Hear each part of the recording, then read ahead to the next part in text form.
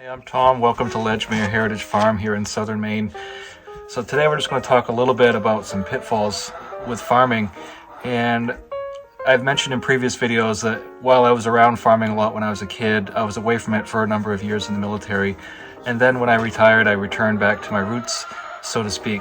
But I had to relearn a lot of things. And as I was progressing with my farm, a lot of things came back. I also had very good mentors to help me as my family still maintain their farms. So we're going to talk just a few quick things, and these are some of the things that have really cropped up in my experience as a small farmer once again. And so let's get started. We all are familiar with the term Murphy's Law, and I promise you that that is a fail-safe assessment when it comes to small farms. Whatever can go wrong, well, the sublet A to that is that it'll always happen when you're gone, even if you're only gone for the afternoon. There's been a couple times even this year when I went to my wife's grandparents to go visit them, and I just had a funny feeling that my cows were out, and so we left a little bit early and I got home and sure enough they were out.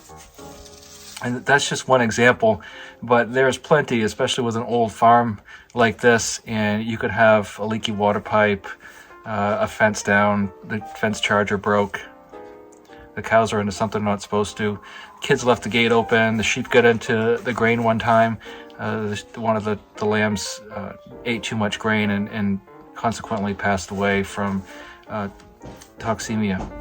Side note, people think that roosters only crow in the morning. That is one of the biggest fallacies I've ever heard in my life. Roosters crow pretty much as long as they're awake. Wisely on who babysits your farm while you're gone. It's very important that the person who covers your farm while you're gone knows where the water shutoff is, knows where the breaker is, knows how to perform simple repairs, has the veterinary number, all those things that will indubitably arise while you're gone.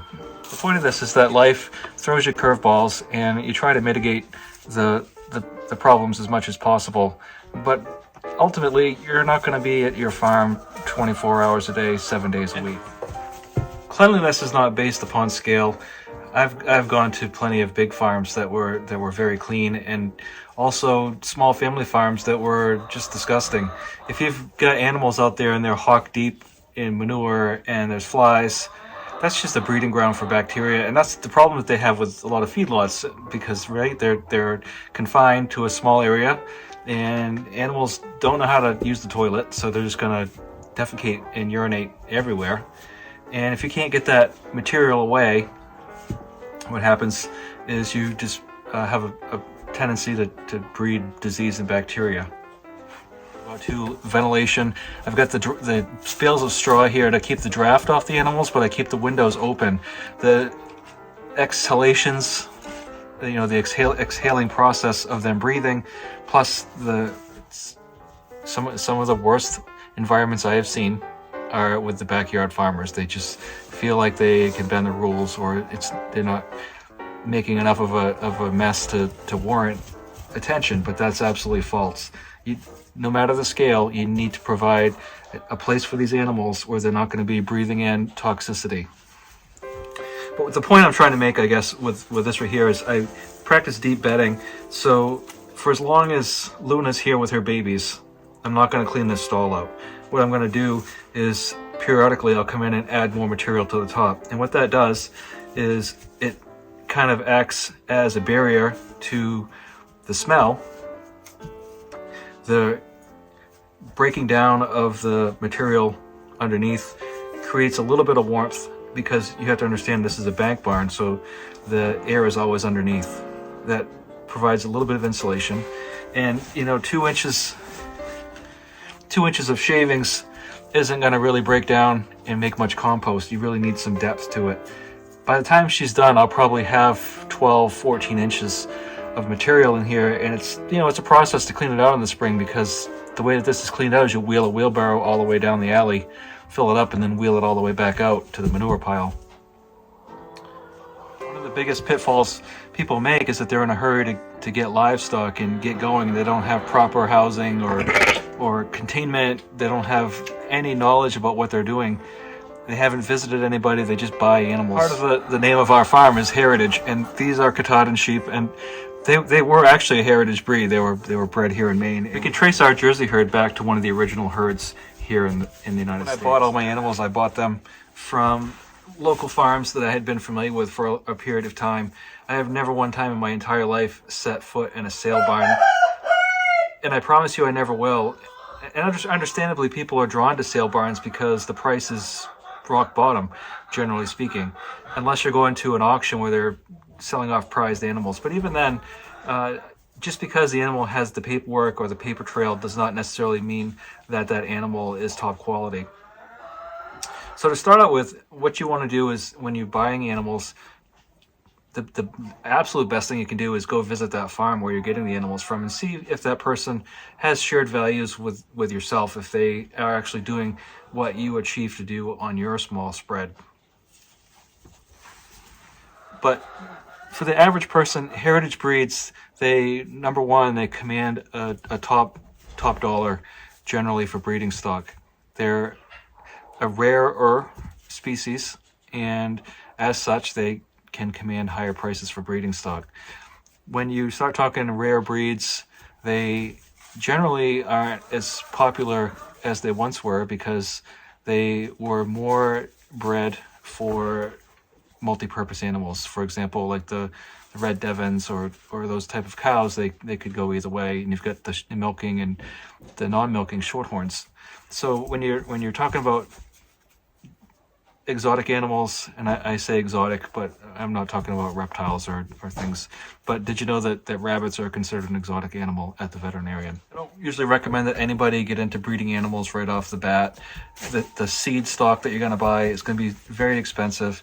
You don't know if they're proven or not proven generally, and when you buy animals that are probably bred, they could be blood tests and said they're bred, but what has happened, and I've seen this happen in my own family, is that they'll have an amount of cattle that are bred, and then what happens is a percentage, either the cow loses the calf or they have some difficulty in labor, and there's actually been instances where the cow and the calf have both passed away, and it's devastating to even a large farm. But when you have a smaller number of animals, the animals that remain have to account or compensate for the animals that you lost. So now that cow or that sheep has to produce more to keep the load equalized, if that makes sense. Lambs are one of my favorite animals, and as much as I care for them, I don't keep them as pets. Now Henry's kind of a different story. His mother had a special story, and so he's weathered, but his purpose is to keep either the ewes company, or during the summer when I've got the rams separated, to keep the rams company. And so that's a pretty, he's still doing something, he's still contributing. But what you don't want is just some random animal. Like another example is I've had two cows. One of them was a renowned escape artist, and she was a wonderful cow, but there wasn't a fence on the place that would contain her. And she would take all the other animals with her, and they'd be down the road. So she had to go. Another animal I had was a milk cow, and she was a wonderful cow, but we decided that dairy wasn't something that we could manage here. And so even though I could have kept the cow and not bred her and kept her as a pet, it just didn't warrant. It's not something that makes any sense. And so as much as I like the cow, she had to go. She wasn't going to carry her weight anymore.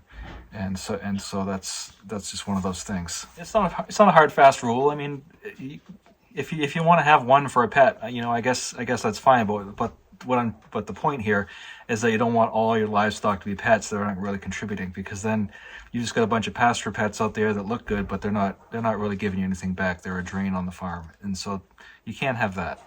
So generally, what I would recommend right up front is to get some animals to raise, either for milk if that's what you're into, or to shear, or for meat. And so I started out with getting some wethers. The first sheep I bought were just wethers. I got them in the spring. I raised them all summer, and then in the fall they went in the freezer, and then I didn't have animals over the winter. Ultimately, I decided I wanted to get into a breeding program, so I bought some quality ewes, and every year I trade out my ram, but I buy a ram from a reputable breeder. I raise him for the summer. He does his business in the fall, and then he goes in the freezer. And just because the ram came from a reputable breeder and the seed stock is quality does not always necessarily mean the child, or the offspring, is quality. But so far I've been pretty lucky. And where I'm just raising these katahdins for meat, I'm not in a breeding program per se, but the ewes are very important, because if you're going to have any type of breeding going on, you want to make sure you have good mothers. So I cull heavily on the mothers. If I've got mothers that don't continuously throw twins, they I've got mothers that reject their babies or reject one or two of their babies. She's gone. There's not enough leeway on a small farm to compensate. You give them that one or two tries at the most, and then you have to cull heavily and get rid of them. So that goes into the pet mentality. A lot of people get these animals and they're so cute. You get these little lambs here, and you're like, oh, I want to make a pet out of them, and you end up with all this money going into this thing that you got. And it's not even a farm anymore. Now it's a petting zoo. That's not what you're doing here. You're trying to at least recoup some of your input. What I learned early here was to make sure I had adequate water wherever the animals were. And there were a couple seasons where I took the gator and I put a tank in the back and I trucked water all the way down there. And it was really a pain in the butt, because you had to get through the gates. You got a mess where the water is, and so you're waiting for the tank to fill, and then you're waiting for the tank to drain. It's just a real drag on everything. So what I ended up doing was in the summertime, when the animals are moved, I've either got them in an area where I've got 2 ponds. Now I'd actually dug 2 ponds out, or I run some hoses and they're on automatic waterers on the trough. And so it's a little bit of work up front to run the hoses way down back, but it's all downhill. So it really is worth it to make sure that you have adequate water wherever your animals are, instead of trying to lug the water to the animals. It's one of those things that I trust me on this. It's a big one. It's really important too that you source your feed from a reputable establishment. And there's a lot of cheap grains out there. For those of you who use grain, I always supplement with grain, particularly with little ones. They need the protein to grow, and the other ones need the carbohydrates in the wintertime to keep their bodies warm. And so while I run primarily pasture-raised animals, I do supplement with grain for 2 reasons. Number 1, it supplements their nutrients, and number 2, by getting out there, you're putting eyeballs on your animals, and they're accustomed to you, and they'll come to the sound of my voice because they're expecting something. It's really a benefit when you've got animals that bust the fence down and they hear a grain bucket. They'll come back, and I've never had this be an issue where they've heard grain and not come back to me. And so that goes into one of our other things that I want to talk about. When we talk about nutrition for animals too, one of the things that's important is minerals. And you can get these mineral blocks like these right here. And these are fine for goats and cows. You don't want to give these to sheep because it's got some copper in it. A lot of times what I'll do is I'll mix in either some sheep mineral, or because we're in Maine, I get kelp. And so this kelp right here, you can see it, it smells very, very oceany, and I mix that in with all the grain that I produce. And so ocean water, believe it or not, has all the same minerals that you have in your blood. And so it's one of those things where the animals do really well on kelp. Important. And we saw a question the other day on Facebook, and somebody had said, what do sheep do for minerals before they were domesticated? And the simple answer is, well, they had the entire world to roam, and because of that they could grab whatever branches or leaves or grasses that they needed, and so they knew what they needed. And one of the things that drives me crazy about minerals is you'll see sometimes people have all these bowls out with all these different types of minerals, and what really happens is the animals just go to the ones that taste the best to them. They don't know what they need. They don't really know. And I know that might sound like a contradiction to what I just said, but going and browsing upon a plant and going through a bunch of dishes to get a certain mineral are not the same thing. And so don't be one of those people that has 12 different dishes out here with a smorgasbord of minerals. Get yourself a general purpose mineral. I've got this one right here that I put out.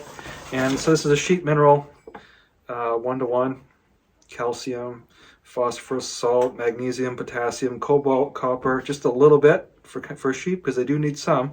Iodine, selenium is super important, especially up here in the Northeast. Selenium is deficient in the grasses, so that's another whole topic. But selenium is an important one, and so we want to give a little bit of selenium in our animals. Vitamin A, vitamin D3, vitamin E, all these things are super important. And you're not going to get all those minerals out of the hay that you put out. I don't care what kind of hay you're putting out, it's not going to contain everything those animals need.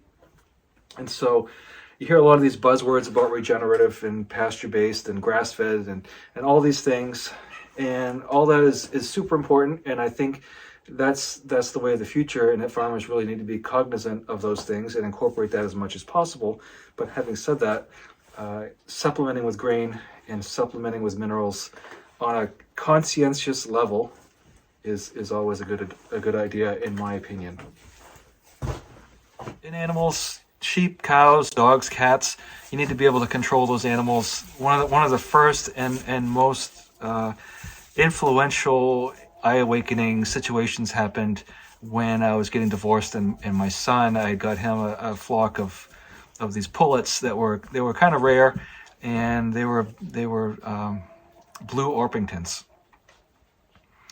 He had them relatively contained, but my ex-wife's dog, who I still had here at the time, busted everything down, got in there and just shredded every one of those chicks. It was feathers and entrails, and it was a horrific sight. And my son found it, and he's just never really been into farming since then.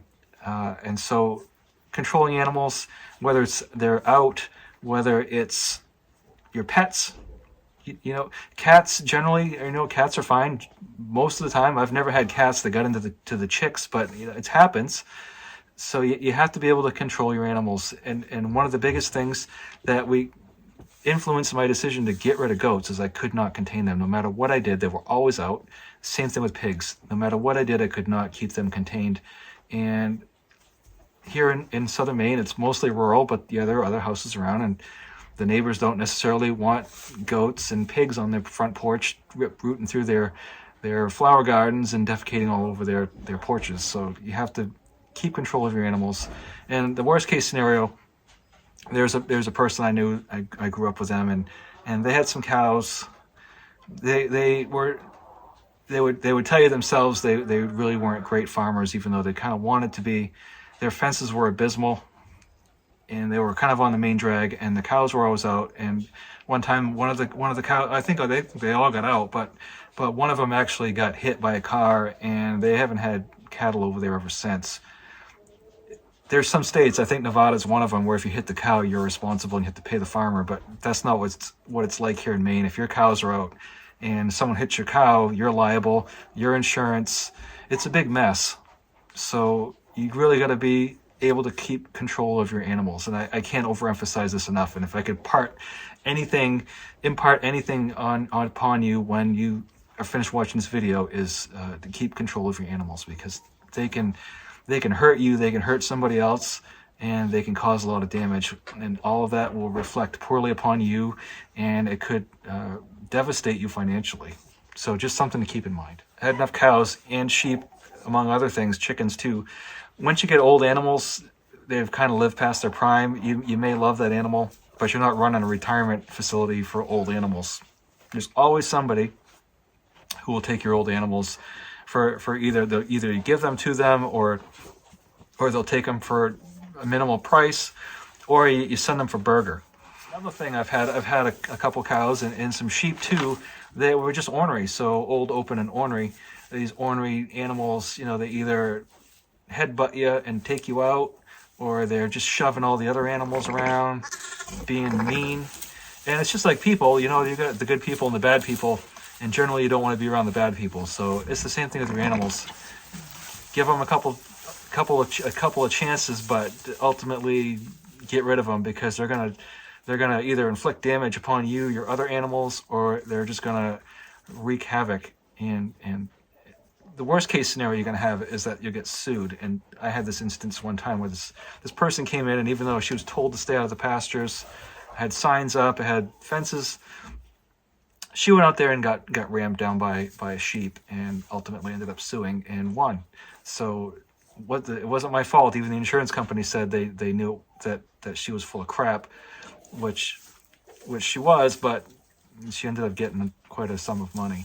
So ornery animals, they need to go. The last, though, I've already covered. So old, ornery, open, and out. Animals that are out all the time, put wheels under them and send them down the road. The last one's kind of an extreme. You hate to send your favorite sheep or your favorite cow out for burger, but a lady that I buy some of my lambs from, her old ewes, she has them for burger, and then she donates it to like the food pantry, because she can't stand to eat those animals that were her pets. And this is someone who's had animals their entire life, and generally speaking, they eat their own animals. But you're around these animals since they're little, and you raise them up, and they have babies, and you take good care of them. And then once they're past their prime, it's unfortunate, but you're not running a retirement facility here, so they have to go. So old animals, they got to go. Open animals are animals that can be bred, but they're for some reason they're not taking the breeding. They're just not being bred. So you give them a couple cycles to see if they can be bred, but if not, either sell them or send them for beef, because you can't run. What's the point of having a cow if she can't have babies? The only other purpose she can serve is to be burger. So they'll root, they'll scratch, jiggle. They'll use I've had a horse when I was a kid who had a slide bolt on the gate, and he could put his head around the top of it and open the slide bolt and get himself out. So I ended up having to put with the slide bolt, and then like another device through the slide bolt. It was a padlock with the hasp open, because otherwise he would just get himself out. He had nothing else to do all day besides try to figure out how to get out. And animals are smarter than you think. It's their nature. You can't really get mad at them, because once you're mad, the animal will sense you're mad, and then you're never going to catch them. So you have to kind of bite it and remain calm and get your animals back in. I've had instances where the deputy sheriff shows up at 2:00 in the morning, said my cows are out on the lake. This was in like February. And so they're out there on the ice, and I've got video footage of people's security cameras with cows in their backyards down there. So no matter how good it is, the cows will stomp down your fence. They'll push it over. They'll pull it down, root underneath it. And at some point, they're just going to decide that what's on the other side of that fence is more important than what's on the inside of the fence, and they'll get out. So generally speaking, you can keep them contained. But what I had to do was those animals that were getting out, that first cow that I told you about, and then last summer I had a couple steers that were just stomping the fences down everywhere. They were just trampling the fence. I had to send them early because they were teaching everybody else bad traits. So you have to call heavily on certain things, and like I said, be patient, do the best you can to mitigate the problem that you have, but also don't be afraid to get in there and get rid of those animals. I've put a lot of information out today, and if you have any commentary, something to add, please put it down below. And again, as always, I appreciate everybody who watches. Thank you very much, and we'll talk to you next time.